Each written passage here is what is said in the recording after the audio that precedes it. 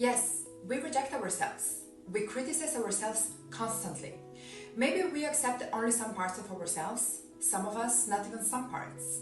Therefore, we also reject, criticize, and judge others. We never accept others for who they are. We always try to change others or to impose something on them. We never consider others or ourselves good enough, perfect for what we are and for who we are. You see, whenever we are alone, and even when we are not, we constantly criticize ourselves, consciously or unconsciously.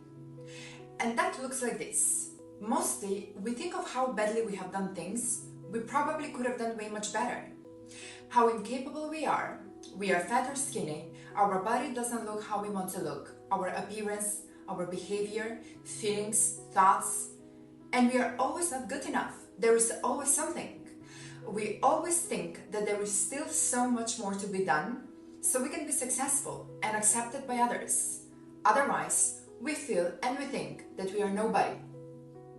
Ugly and incapable in the eyes of others and in our own eyes. Most importantly, in our own eyes.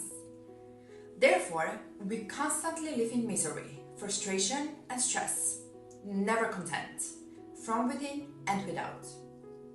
The same happens when we are with someone, friends, family, random people. We very much like to gossip, judge and criticize, and always about others. If we pay attention, we can notice that it is happening almost in the same way how we judge and criticize ourselves, if not even worse.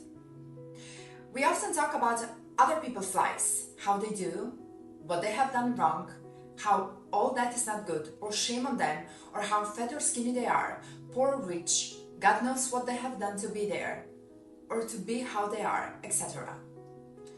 I don't want to spend much time talking about this, but I just want to give you a taste of how it looks like when we criticize ourselves and when we criticize others.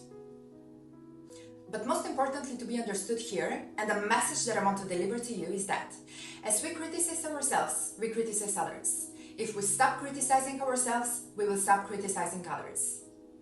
Everything starts from within us, and what we do with our focus and with our energy. Someone who lives in the dimension of total acceptance, understanding and self-love, love in general, for that person criticism and judgment do not exist. It is impossible for that person to criticize or to judge anyone, including oneself.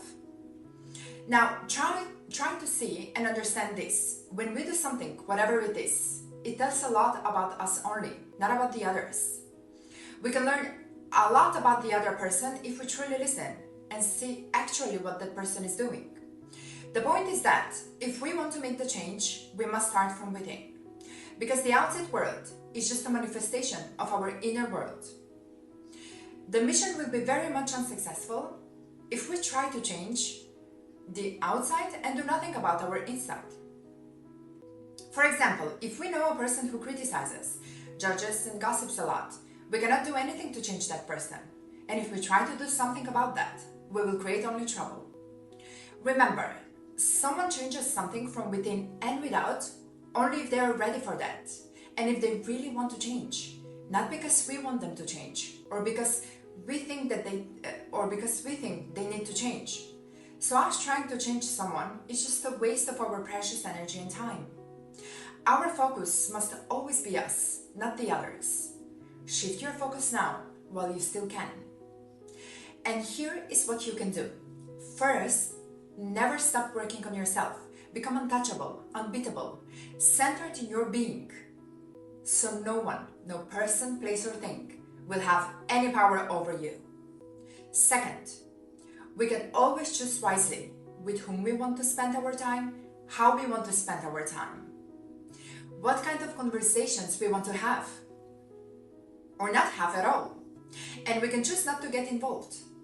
How we get involved? We get involved when we join conversations, when we give our attention and energy to someone or something, and when we identify with people, situations, thoughts, feelings, etc. But instead, we can remain aware, alert, and present, detached from whatever it is happening, just observing.